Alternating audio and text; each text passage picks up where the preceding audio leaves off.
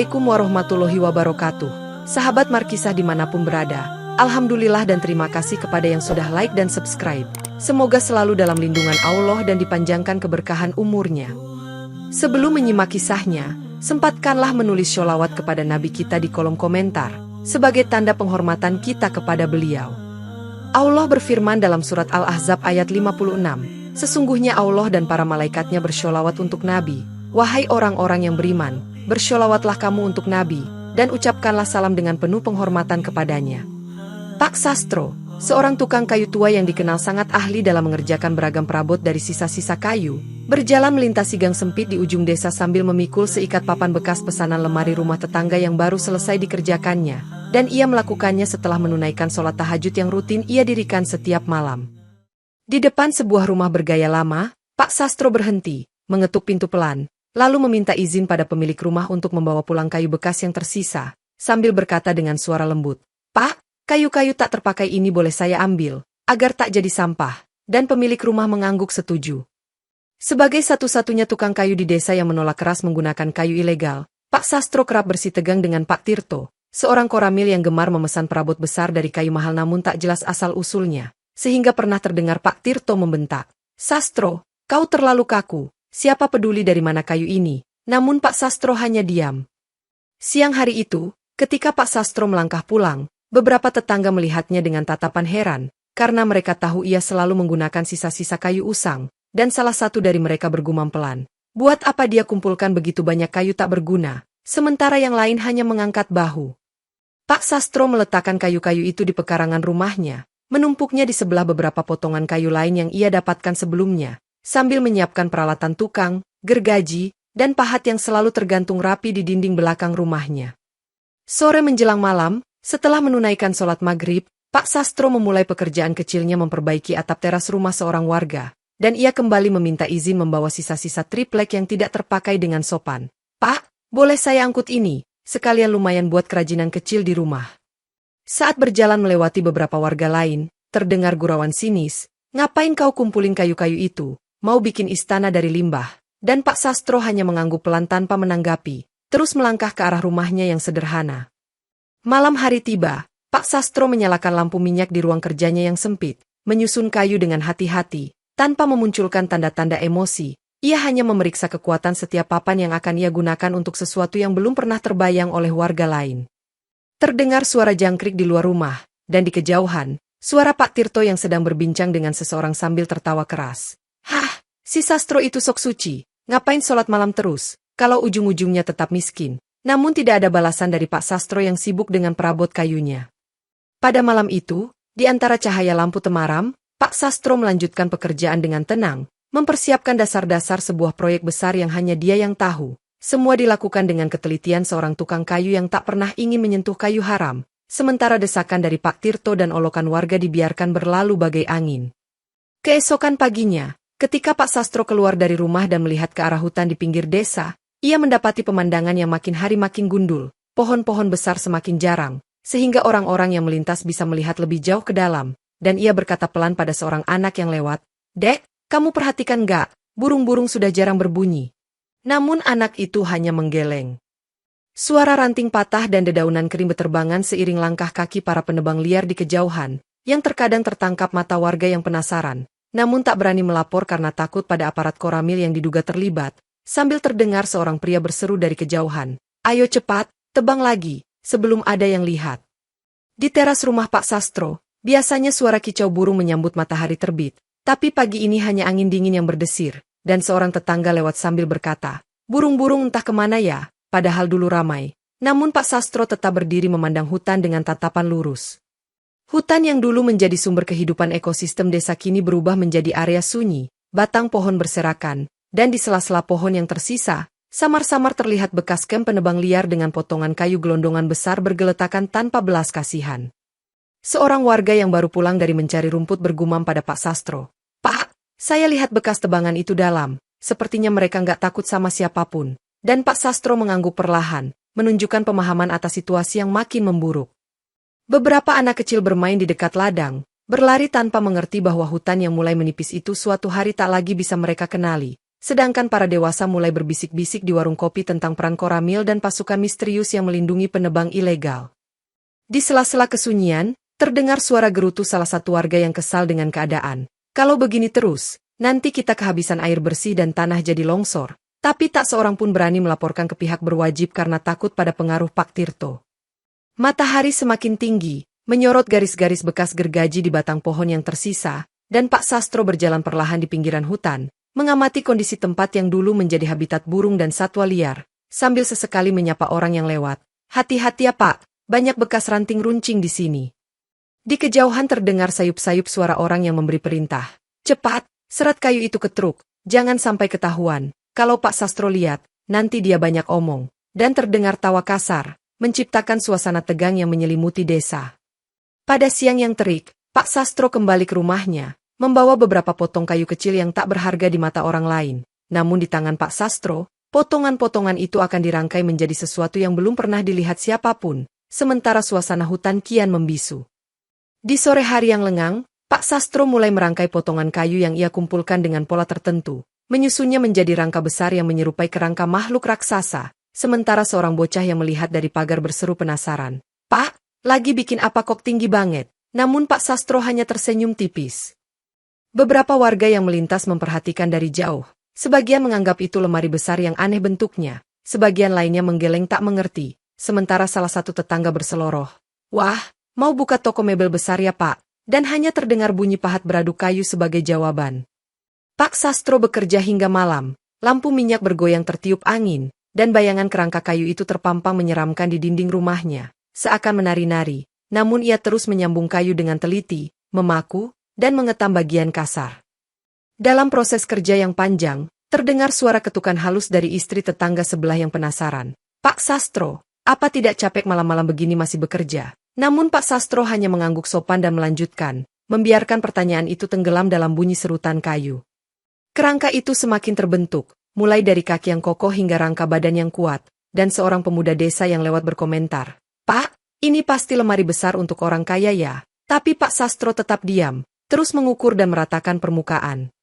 Angin malam berhembus makin dingin, menimbulkan suara gesekan kayu yang mencurigakan. Namun Pak Sastro tidak berhenti, ia justru mengambil lebih banyak papan dari tumpukan sisa-sisa kayu di sudut pekarangan rumahnya, memaku dan memperkuat struktur yang dibangun.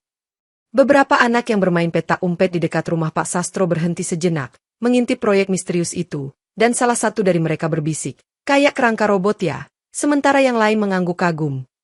Terdengar suara sabetan pahat memahat detail kecil di beberapa sudut rangka, dan lelaki tua itu melakukannya tanpa henti, menciptakan bentuk yang makin mirip tubuh raksasa, namun warga yang melihatnya tetap percaya bahwa itu lemari atau perabot aneh. Di bawah cahaya bulan, kerangka itu tegak meski belum sempurna, dan ada seorang bapak yang pulang dari Suro bertanya, Pak Sastro, kapan selesainya ini? Namun Pak Sastro hanya membalas dengan lirih, masih lama Pak, masih panjang jalannya. Malam semakin larut. Suara binatang malam terdengar sayup, namun Pak Sastro tidak berhenti bekerja. Tangannya terus bergerak, menyusun kayu dengan presisi seolah mengerjakan sesuatu yang lebih dari sekadar perabot, tanpa sepatah kata yang menjelaskan niatnya. Keesokan harinya, ketika matahari baru naik, sekelompok anak desa yang rutin mengaji di rumah Pak Sastro datang lebih pagi, dan mereka terperangah melihat bentuk kayu besar yang makin jelas membentuk sosok robot. Salah satu dari mereka berseru, Wah Pak, ini kayak Gundam di TV. Sedangkan lainnya menatap dengan mulut menganga. Pak Sastro hanya tersenyum kecil, sambil mengambil beberapa potongan kayu lagi untuk membentuk bagian kepala, dan anak-anak itu berkerumun, mengelilingi rangka tersebut. Ada yang bertanya, Pak, nanti kalau sudah selesai, robot ini bisa jalan ya? Namun Pak Sastro tak langsung menjawab. Angin pagi membawa aroma daun basah, dan di tengah suasana penasaran, seorang bocah berkacamata membayangkan mereka menjadi tim pahlawan yang mengendalikan robot itu untuk melindungi hutan. Sambil berbisik pada temannya, seperti Power Ranger, kita bisa lawan musuh jahat. Anak-anak itu saling berdebat, ada yang mengatakan robot ini terlalu besar untuk sekadar mainan, yang lain menyebut bahwa nanti robot itu bisa menembak laser. Meski Pak Sastro tidak pernah mengucapkan hal semacam itu, ia hanya terus memasang potongan kayu dengan cekatan.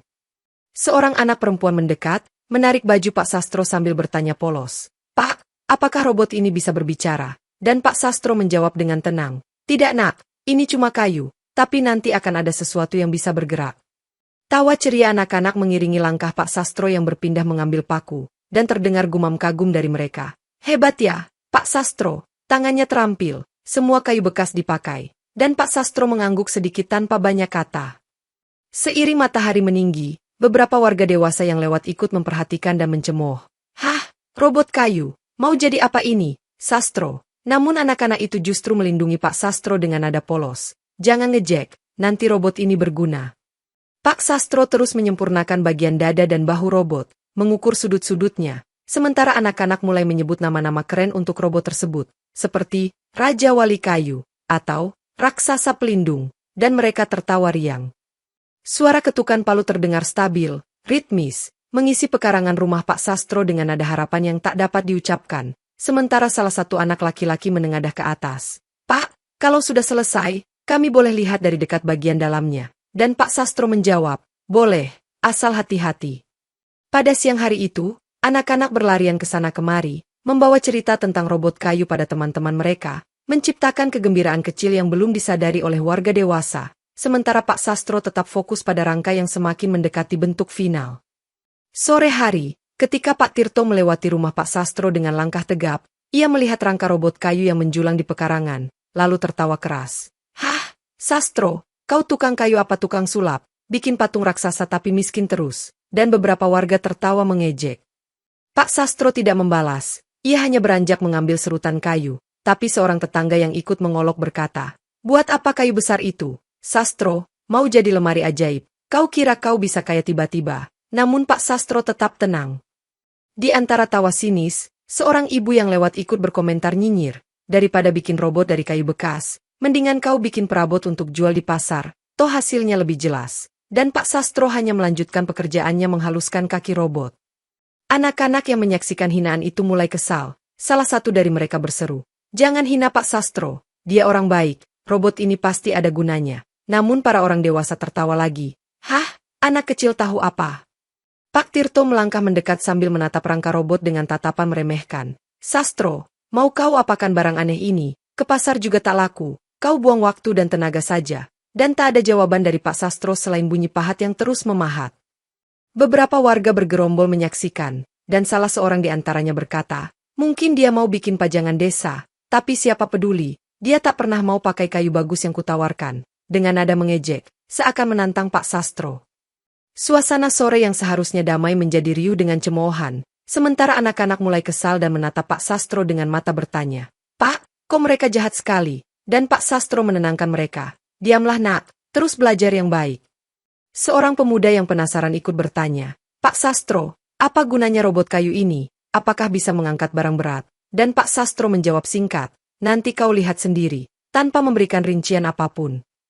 Dengan tatapan sinis, Pak Tirto pergi meninggalkan halaman itu, menyisakan suasana tidak enak, dan para warga yang lain pun membubarkan diri sambil terus menggumam hal-hal yang mengejek. Namun Pak Sastro tetap bekerja memperkuat sambungan kayu pada rangka robot.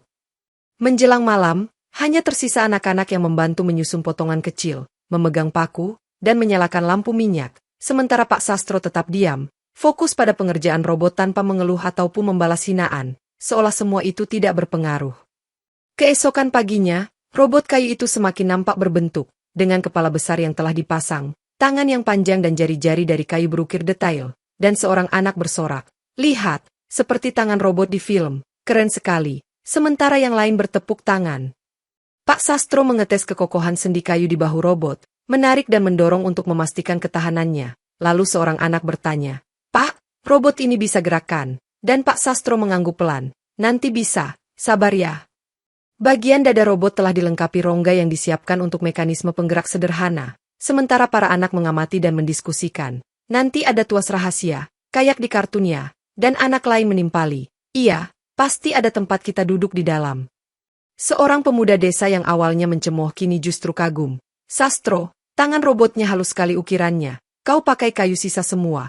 Dan Pak Sastro hanya menjawab, iya, semua sisa, asal halal. Langit cerah. Suara burung makin jarang terdengar, dan di tengah suasana itu, Pak Sastro menyusun sendi kayu pada lutut robot, memperkuatnya dengan pasak kayu keras, sementara anak-anak menatap dengan penuh rasa ingin tahu. Seorang bapak yang lewat membawa cangkul berhenti sejenak. Sastro, kau serius dengan robot ini? Aku tak paham gunanya. Dan Pak Sastro menatap ke arah hutan yang gundul, lalu mengalihkan pandangan tanpa menjawab. Angin siang membawa aroma kayu yang baru diserut, dan suara palu memantul di pekarangan itu saat Pak Sastro memasang lapisan kayu tambahan di bagian punggung robot, sementara anak-anak membantu memegang kayu agar tidak tergelincir. Seorang bocah perempuan berambut kepang menarik tangan temannya. Nanti kalau robot ini jalan, kita ikuti ke hutan ya, dan temannya mengangguk penuh semangat. Iya, kita akan lihat dia bertarung melawan orang jahat. Selesai memasang bagian kaki, Pak Sastro menguji kekuatan dengan menekan tumit robot, dan seorang pemuda berkomentar kagum. Kalau robot ini bisa berdiri tegak, pasti kuat menahan beban besar. Sementara Pak Sastro terus memeriksa kelurusan posisi. Menjelang sore, rangka dan bentuk robot hampir sempurna. Hanya tinggal mekanisme penggerak yang belum terpasang, dan anak-anak mulai membayangkan petualangan seru dengan robot itu, berharap robot kayu tersebut dapat melindungi desa dari penebang liar yang semakin meresahkan. Pagi berikutnya, Pak Sastro memulai pekerjaan paling rumit, memasang sistem tuas, engkol, dan roda kayu yang terhubung ke bagian dalam robot, sementara seorang anak bertanya, "Pak, itu buat apa?" Dan Pak Sastro menjawab, "Biar dia bisa bergerak." Peralatan sederhana seperti rantai besi bekas, pegas dari karet ban, dan roda kayu kecil dipasang di dalam rongga dada robot, menciptakan mekanisme yang memindahkan energi gerak dari tangan Pak Sastro ke anggota tubuh robot, dan anak-anak berdecak kagum, seperti jeroan mesin. Bagian lengan diperlengkapi dengan ketapel raksasa yang dibuat dari karet tebal dan cabang kayu besar, dan ketika anak-anak melihatnya, mereka bersorak, "Wah, ini senjatanya, bisa lempar batu jauh." Sementara Pak Sastro hanya tersenyum singkat. Seorang pria dewasa yang melintas, penasaran, bertanya, "Sastro, kenapa pasang ketapel besar? Mau lawan siapa?" Dan Pak Sastro menjawab pelan, "Siapa saja yang berbuat salah pada hutan," tanpa memberikan detail lebih lanjut. Mekanisme kaki disempurnakan, terdiri dari engsel kayu yang dapat diputar dengan tuas di dalam tubuh robot, sementara anak-anak mencoba membayangkan bagaimana robot itu akan berjalan. "Pasti dia melangkah pelan, tapi kuat," kata seorang bocah laki-laki. Suara gergaji, pahat, dan palu terdengar bersahutan, menandakan kesibukan tinggi, sementara warga lain semakin bingung. Sastro benar-benar serius, tapi buat apa semua ini? Mereka berbisik-bisik tanpa jawaban yang jelas. Menjelang siang, Pak Sastro menguji ketapel dengan menarik karet kuat-kuat, lalu melepaskannya, menghasilkan suara plang yang menggema, membuat anak-anak bersorak. "Lempar Pak, lempar batu." Namun Pak Sastro belum melepaskan proyektil apapun. Terlihat bahwa setiap bagian mekanis dibuat dari material sisa yang halal, tidak ada kayu haram, tidak ada barang curian, hanya inovasi seorang tukang kayu yang tekun, dan hal ini membuat beberapa warga mulai berpikir ulang. Dia memang keras kepala soal asal kayu. Seorang bocah perempuan yang kagum menatap Pak Sastro. "Pak, kalau robot ini sudah jadi, apakah kami boleh ikut jalan-jalan ke hutan?" Dan Pak Sastro menjawab, "Nanti, kalau waktunya tepat, kalian boleh ikut di belakangnya." Sore hari tiba, mekanisme internal hampir lengkap, ketapel raksasa terpasang kokoh, dan Pak Sastro mengelap keringat di dahinya, sementara anak-anak berbisik satu sama lain, "Robot ini bakal lindungi hutan kita," dan mereka menanti saat robot itu bergerak dengan sabar. Esok pagi, di depan kumpulan anak-anak yang berhimpun dengan rasa penasaran, Pak Sastro memutar engkol di bagian belakang robot, dan perlahan kaki kayu besar itu bergeser, menimbulkan bunyi derit halus, membuat seorang anak berteriak, "Pak, dia bergerak, dia hidup." Lengan robot yang terhubung dengan tuas dalam dadanya terangkat perlahan, jari-jari kayu saling menggenggam, sementara anak-anak melompat-lompat kegirangan. "Wah, hebat, hebat," dan beberapa warga yang melihat dari jauh hanya melongo tak percaya. Pak Sastro membungkuk di balik robot, memutar beberapa roda kayu kecil, dan robot itu mulai melangkah pelan di atas tanah berumput, membuat debu halus terangkat, sementara seorang bocah laki-laki bersorak, "Kayak Megazord beneran." Melihat robot bergerak, seorang warga yang sebelumnya mengejek kini mendekat dan bertanya, "Sastro, kau benar-benar buat robot jalan dari kayu sisa, bagaimana kau belajar?" Dan Pak Sastro menjawab singkat, "Coba-coba saja." Beberapa anak berlari mengitari robot, mengagumi setiap sudutnya, dan seorang bocah perempuan bertanya, "Pak, bisakah robot ini pergi ke hutan yang gundul itu?" Sementara Pak Sastro mengangguk kecil, "Bisa, nanti kita ke sana." Suara derak kayu dan mekanisme yang bergerak mengisi udara, sementara robot melangkah beberapa langkah, menjaga keseimbangan, dan ketapel besar di lengannya bergoyang seolah siap menembakkan batu. Seorang remaja desa mencoba menyentuh kaki robot, merasakan permukaan kayu yang halus, kemudian berkata kagum, "Hebat, Sastro, hal ini tak pernah terbayang, kau tukang kayu jenius." dan Pak Sastro tetap bekerja tanpa banyak bicara. Robot itu tak berbicara, tak mengeluarkan suara selain derit kayu, namun gerakannya sudah cukup membuat orang terpana, sementara anak-anak berbisik, "Kita akan jadi seperti Power Ranger, kita akan lindungi desa." Pak Sastro mencoba mengarahkan robot menuju jalan desa, memastikan mekanismenya lancar, dan seorang tetangga yang sebelumnya sinis kini menatap dengan mata berbinar. "Ya Allah, bisa begitu ya?" Meski tidak ada refleksi mendalam, hanya kekaguman spontan. Menjelang siang, robot berhasil melangkah 5 meter tanpa tersandung, kaki-kakinya yang kokoh menjaga keseimbangan, dan anak-anak makin semangat membayangkan petualangan ke hutan, sementara Pak Sastro mengamati semua dengan tenang.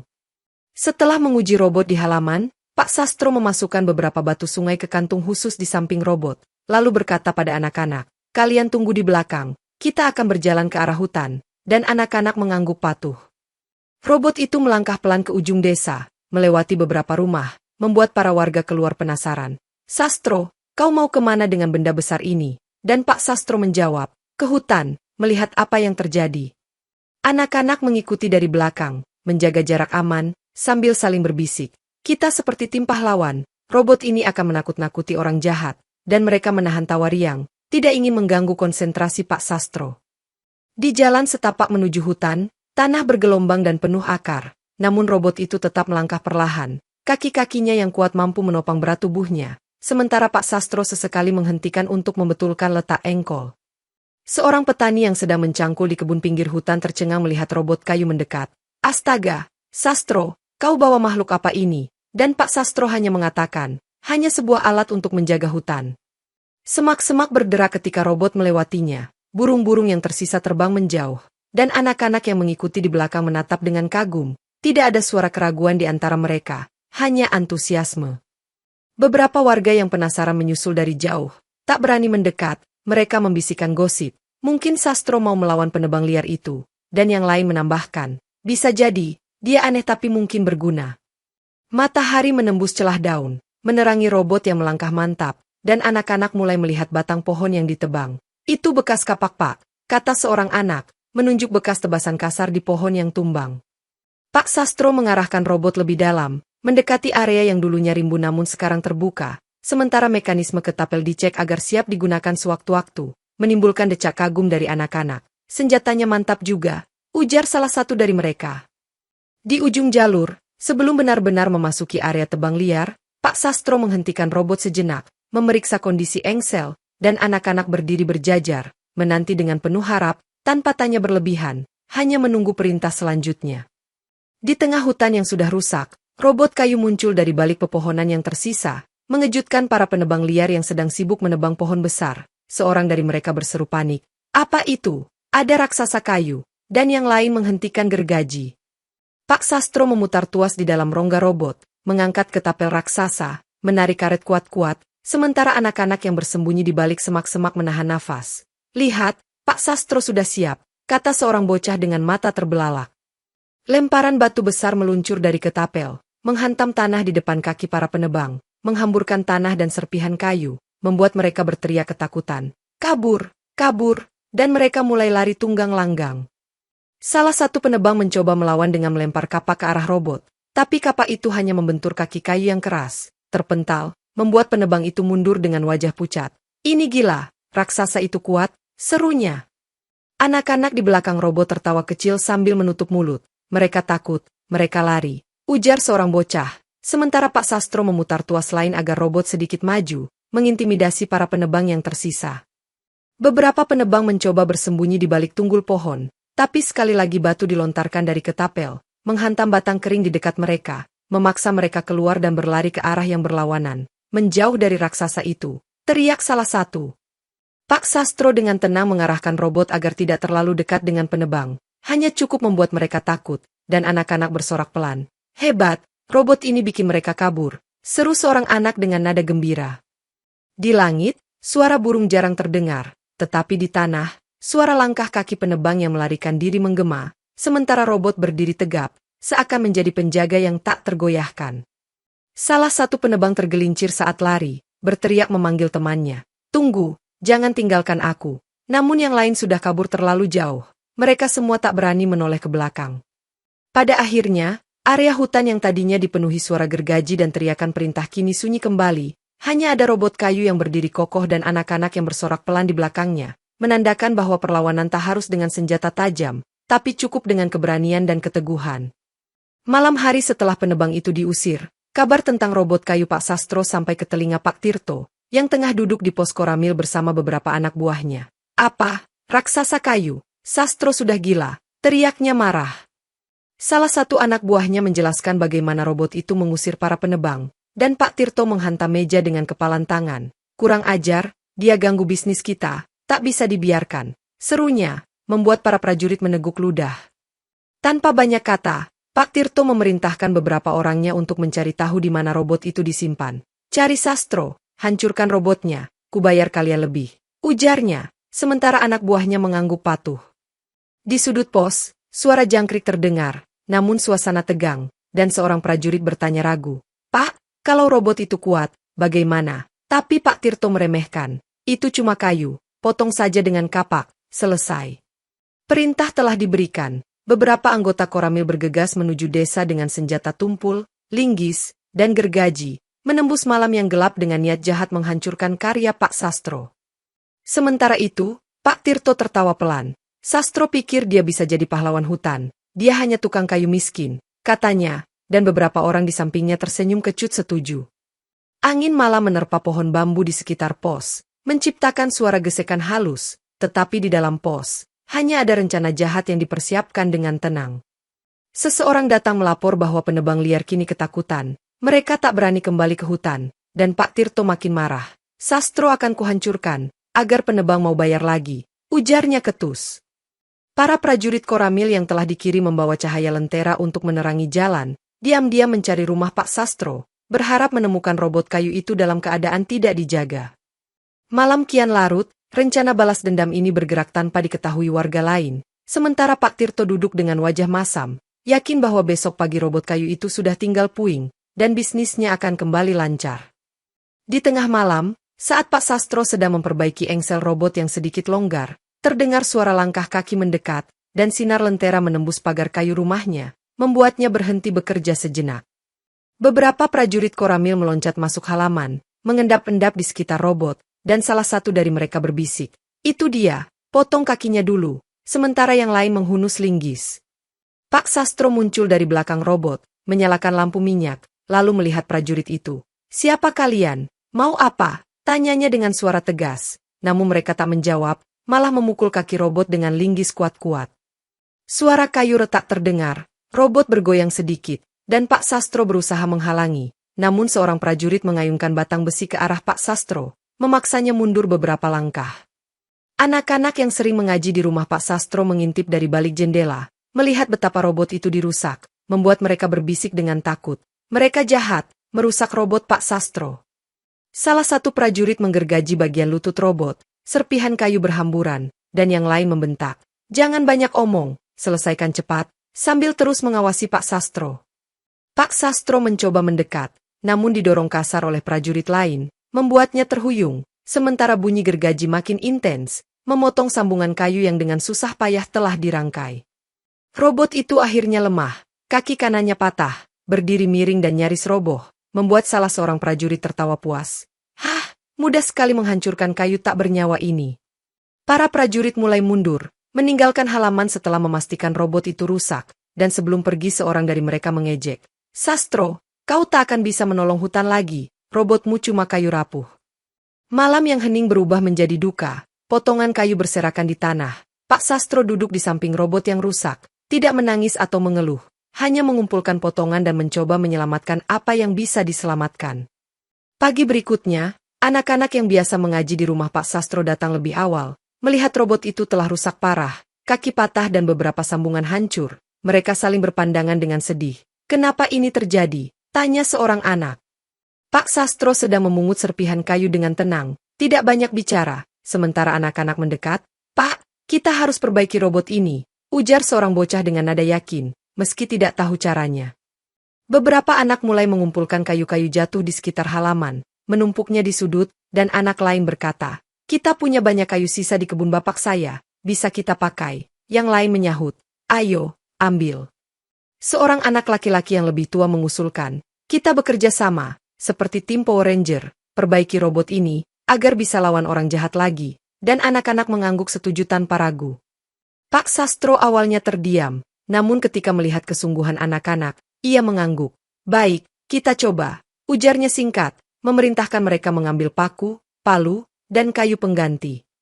Anak-anak membawa potongan kayu dari sana-sini, yang mereka kumpulkan secara diam-diam, sementara yang lain menyerahkan paku kecil dan benang. Pak, ini bisa buat pengikat sementara, ujar seorang anak perempuan. Seorang bocah memberikan papan tebal. Ini kayu bekas pintu gudang kami, boleh dipakai. Dan Pak Sastro mulai memasangnya ke bagian kaki robot, mengencangkan sambungan baru dengan teliti. Anak-anak saling membantu memegang kayu agar tidak jatuh, membawakan pahat dan gergaji, dan salah satu anak berkata penuh semangat, kita tak boleh kalah, robot ini harus hidup lagi.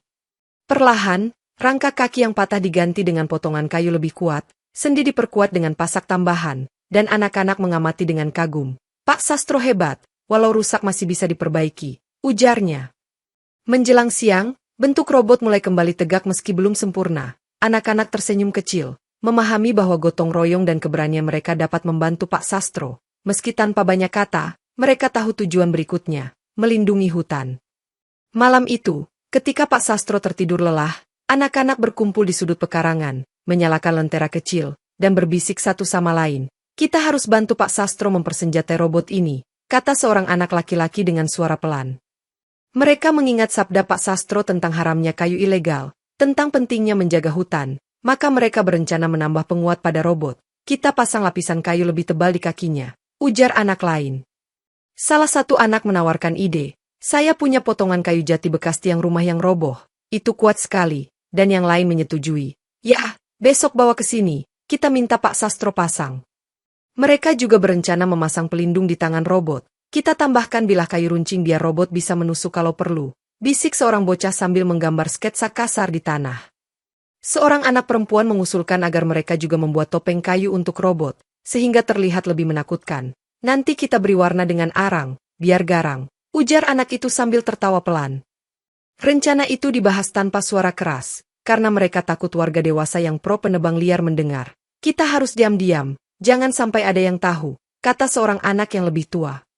Anak-anak sepakat bahwa mereka akan datang sebelum fajar, membawa kayu tambahan, paku, dan sisa kain bekas untuk melapisi bagian tertentu. Dengan begini, robot akan lebih kuat, kata seorang anak dengan nada yakin. Setelah semua setuju dengan rencana itu, mereka bubar perlahan, kembali ke rumah masing-masing, tapi tidak bisa tidur nyenyak karena terlalu bersemangat, menanti esok hari.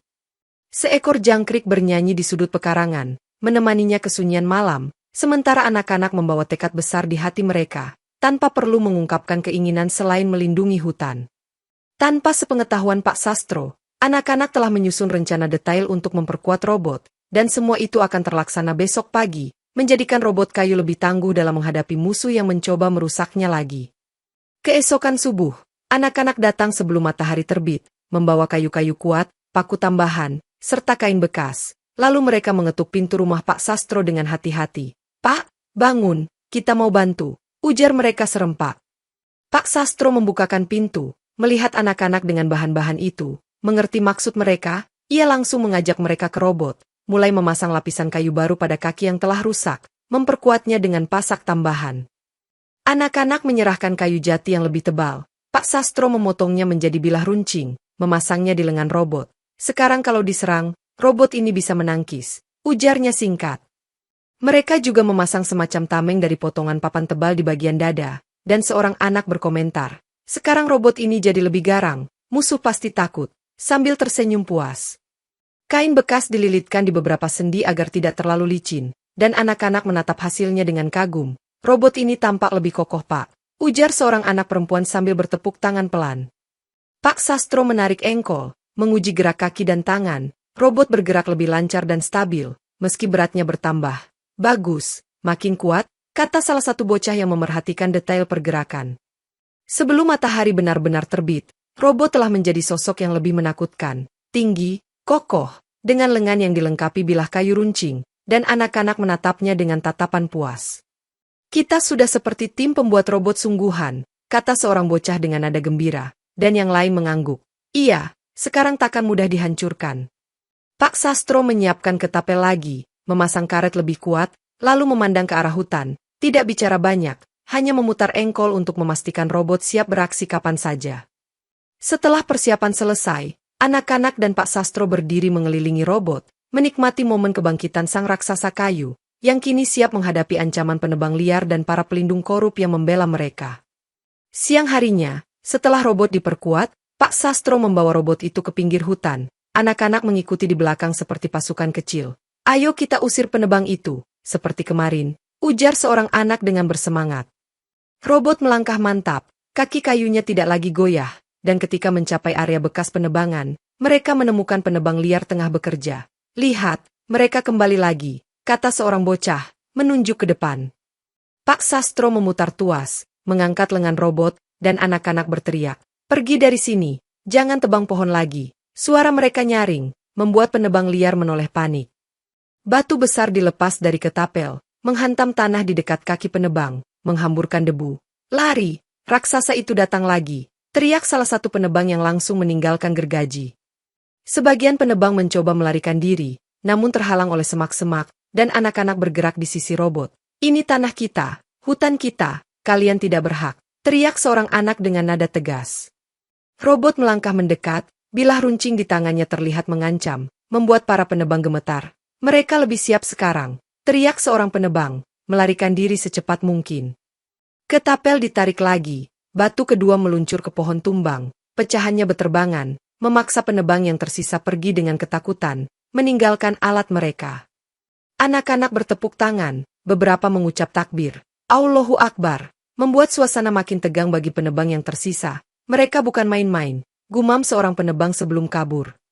Pak Sastro tidak berkata banyak, hanya mengarahkan robot lebih dalam, menandakan bahwa mereka siap menjaga hutan dari segala arah, sementara anak-anak berseri-seri melihat musuh mundur ketakutan. Dalam sekejap, area itu kembali sunyi, penebang liar tak berani tinggal, anak-anak mengelilingi robot dengan perasaan lega. "Kita berhasil lagi," kata seorang bocah, tanpa perlu refleksi, hanya kepuasan melihat keadilan ditegakkan.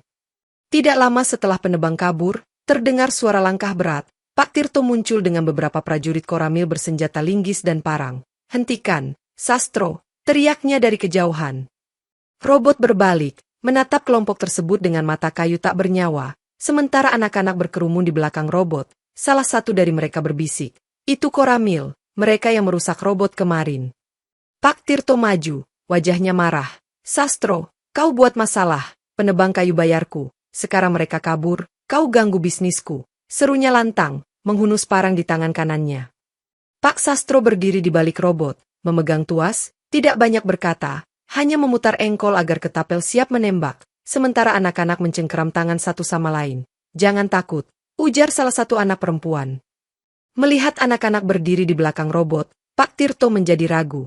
"Minggir, kalian, ini urusan orang dewasa," teriaknya, namun seorang bocah menjawab berani. "Tidak, ini hutan kami, bapak-bapak salah."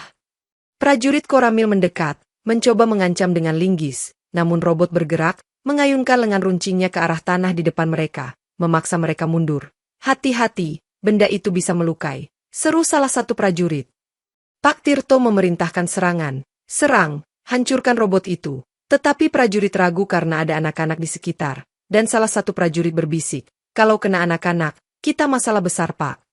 Anak-anak maju selangkah, mengucap ayat-ayat Al-Quran yang mereka hafal dari pengajian. Suaranya melantun tenang, meskipun tanpa refleksi. Hal ini membuat prajurit makin bimbang. "Kita lawan anak sendiri," bisik mereka. Robot merentangkan lengan, seolah menjadi benteng kayu, dan Pak Sastro melontarkan batu kecil ke arah kaki Pak Tirto. Tidak melukai tapi cukup untuk mengguncang nyalinya. "Berhenti, jangan paksa kami," ujar Pak Sastro pendek. Dalam momen tegang itu, prajurit menurunkan senjata pelan, anak-anak tetap berdiri teguh, robot siaga, dan Pak Tirto mulai kehilangan kendali. Wajahnya merah, tapi tak berani langsung menyerang, terbentur tembok moral anak-anak sendiri. Sementara pertikaian menggantung, beberapa penebang yang tadinya bersembunyi kembali muncul, melihat anak-anak mereka berdiri melawan Koramil. Mereka terpana. "Itu anakku, apa yang dia lakukan di sini?" ujar seorang penebang. Anak-anak mengenali ayah mereka di antara para penebang. Seorang bocah laki-laki berseru, "Ayah, pulanglah, jangan tebang hutan lagi." kami butuh pohon-pohon itu. Suaranya jernih tanpa keraguan. Para penebang saling pandang, menyadari bahwa anak-anak tahu kebenaran, bahwa menebang tanpa izin itu salah, dan salah satu penebang meletakkan kapaknya. Maafkan aku nak, ujarnya lirih. Melihat penebang menyerah, penebang lain pun mulai mengikuti, menjatuhkan kapak dan gergaji. Kami tidak mau menyakiti alam, kami cuma ikut suruhan, jelas mereka dengan nada menyesal. Suasana berubah, dari tegang menjadi haru, anak-anak menghampiri ayah-ayah mereka. Jangan lakukan ini lagi, tolong, ujar seorang anak perempuan, dan ayahnya mengangguk. Ya, ayah berhenti. Pak Sastro melihat momen ini dengan tenang, tidak banyak bicara, hanya menurunkan tuas robot agar lengan ketapel tak tegang lagi, membiarkan para ayah dan anak berpelukan. Para penebang mengambil langkah mundur, meninggalkan hutan tanpa membawa kayu, dan anak-anak bersorak pelan. Hutan aman, ujar mereka, sementara robot tetap berdiri gagah. Seorang pria dewasa yang jadi penebang ilegal mengatakan pada Pak Sastro, maafkan kami salah, dan Pak Sastro mengangguk singkat, jangan ulangi. Situasi ini menyentuh hati prajurit Koramil yang tadinya ragu, beberapa dari mereka menurunkan linggis, tersadar bahwa mereka menghadapi anak-anak dan orang yang ingin melindungi alam, bukan penjahat. Dalam ketegangan yang mereda, terdengar suara angin lembut di antara batang pohon yang tersisa, menandakan bahwa jalan damai terbuka, penebang tak lagi berani merusak hutan di depan anak-anak mereka sendiri. Pak Tirto yang masih berdiri di tengah hutan melihat prajuritnya goyah, penebang meletakkan senjata, dan anak-anak dengan berani menghadapi semua ini, ia merasa dikhianati. Kalian semua pengecut, teriaknya. Ia mencoba menyerang Pak Sastro dengan parang, berlari cepat, tapi robot bergerak cepat juga, menghalangi jalannya dengan lengan kayu runcing, memaksa Pak Tirto berhenti mendadak. Ketika Pak Tirto mencoba memutar arah, anak-anak mengepungnya dari jarak aman. Pak, jangan sakiti Pak Sastro, cukup, teriak mereka, sementara robot mengarahkan ketapel tanpa melepaskan tembakan. Seorang penebang yang telah insaf menangkap tangan Pak Tirto dari belakang. Cukup Pak, jangan tambah masalah, ujarnya, dibantu oleh penebang lain, mereka memegangi Pak Tirto yang meronta. Prajurit Koramil yang setia padanya hendak maju, tapi melihat jumlah anak-anak dan penebang yang telah sadar, mereka ragu. Akhirnya salah seorang prajurit berbisik, lepaskan Pak Tirto, biar warga yang urus. Pak Sastro tidak banyak bicara, hanya memutar engkol robot agar diam kembali, sementara anak-anak berseru, ayo tangkap dia, serahkan ke kepala desa, dan penebang yang kini sadar setuju. Pak Tirto menjerit marah, lepaskan aku, kalian akan menyesal. Namun tak ada yang menggubris. Mereka mengikat tangannya dengan tali, menjadikannya tahanan warga. Beberapa warga yang datang setelah mendengar keributan melihat pemandangan ini, astaga, Tirto yang Koramil bisa ditangkap warga, dan yang lain menjawab, dia salah, melindungi perusak hutan. Anak-anak berpegangan tangan, mengelilingi robot, sementara Pak Sastro hanya berdiri diam, memastikan semua berjalan aman, tanpa perlu ucapan panjang, cukup tindakan nyata.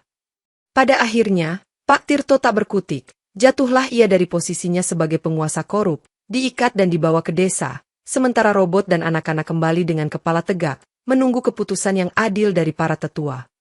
Setelah Pak Tirto ditangkap, keadaan desa kembali tenang, para penebang menyerahkan diri atau pergi, dan hutan mulai dibiarkan tumbuh, sementara robot kayu Pak Sastro berdiri di pinggir desa menjadi simbol keteguhan. Burung-burung perlahan kembali ke pepohonan yang tersisa, kicauan mereka terdengar pelan namun pasti, dan seorang anak berseru gembira, dengar, burung sudah berkicau lagi, di dekat robot kayu. Warga yang dulu mengejek Pak Sastro kini justru memujinya. Sastro, kau hebat, kau lindungi hutan kita, ujar seorang bapak, sementara Pak Sastro hanya mengangguk pendek. Anak-anak yang dahulu penasaran kini paham bahwa robot itu bukan sekadar mainan, tetapi alat untuk menegakkan kebenaran. Kita seperti Power Ranger sungguhan, kata seorang bocah sambil tertawa kecil. Robot kayu itu tidak lagi perlu berperang, ia tetap berdiri di sana, menjadi penanda bahwa kekuatan tidak harus lahir dari kekerasan semata, tetapi dari kebersamaan dan keberanian melakukan hal benar. Para penebang yang kembali ke jalan baik berjanji pada anak-anak mereka, ayah tak akan tebang pohon sembarangan lagi, dan anak-anak percaya tanpa banyak kata, karena mereka sudah melihat bukti perubahan. Prajurit Koramil yang tadinya mengabdi pada Tirto kini tunduk pada aturan yang benar, menjaga desa sesuai sumpah mereka. Kami akan melindungi, bukan merusak, kata salah satu prajurit. Pak Sastro membersihkan beberapa serpihan kayu di kaki robot, memperbaiki sedikit bagian yang retak, agar robot itu tetap kokoh berdiri, meski tak digunakan untuk menghancurkan apapun lagi. Anak-anak berkumpul di bawah kaki robot, mengaji seperti biasa, mengulang ayat suci yang diajarkan Pak Sastro, sementara burung-burung bernyanyi di atas cabang pohon, alam dan manusia kembali selaras. Akhirnya, desa hidup dalam ketenangan, robot kayu menjadi saksi bisu bahwa perjuangan membela kebenaran tidak sia-sia, dan anak-anak membawa pelajaran ini ke masa depan tanpa perlu kata-kata berlebihan, cukup dengan tindakan yang benar.